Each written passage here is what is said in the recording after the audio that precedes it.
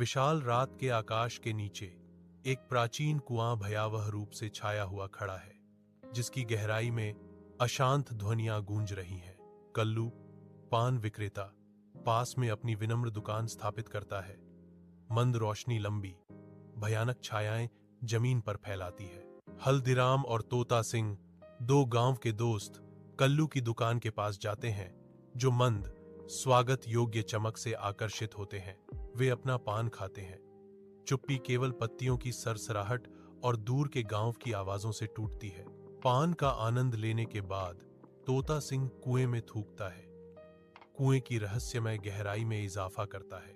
अनुसरण करते हुए हल्दीराम भी ऐसा ही करता है। एक आकस्मिक कार्य जिसका भयावह रात में अज्ञात परिणाम होता है।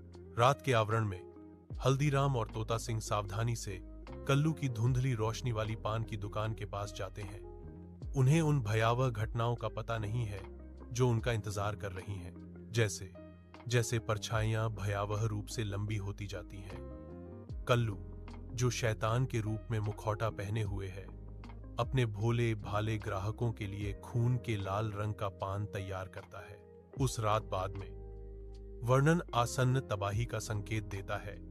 जैसे ही दृश्य गहरा होता है, एक सस्पेंस पूर्ण टोन सेट करता है। अशांत सटीकता के साथ कल्लू पान परोसता है, जिसका गहरा लाल रंग धुंधली रोशनी के खिलाफ तेज है, जो खूनी मिश्रण का संकेत देता है। हल्दीराम और तोता सिंह पान खाते हैं। उनके चेहरे तुरंत घृणा से मुड़ जाते हैं, क्योंकि दूषित स्वाद उन्हें अभिभूत कर देता है। उन्हें मतली की लहर आती है। दुकान की छायाएं गहरी होती दिखती हैं, जो उन्हें बढ़ते डर और विश्वासघात की भावना में लपेट लेती हैं। हल्धरम और रोहन कल्लू की साधारण पान की दुकान के पास जाते हैं, इस बात से अनजान कि यह कितना अंधेरा छुपाता है। रोहन की आंखें डर से फैल जाती हैं, क्योंकि वह अचानक कल्लू को पहचान जाता है कि वह वास्तव में कौन है, शैतान का अवतार। न्यायपूर्ण क्रोध के साथ रोहन यज्ञ की पवित्र अग्नि फेंकता है, आशा की एक जलती हुई किरण सीधे राक्षस कल्लू पर। शैतान कल्लू चिल्लाता है, क्योंकि वह कुएं की गहराई में डूब जाता है। उसका आतंक का शासन एक जलीय कब्र में समाप्त होता है, जिससे असली कल्लू मुक्त हो जाता है। गांव में शांति छा जाती है, क्योंकि शांति लौटती है। कुआं अब डर से गूंजता नहीं है, बल्कि मुक्ति की कहानियां फुसफुसाता है।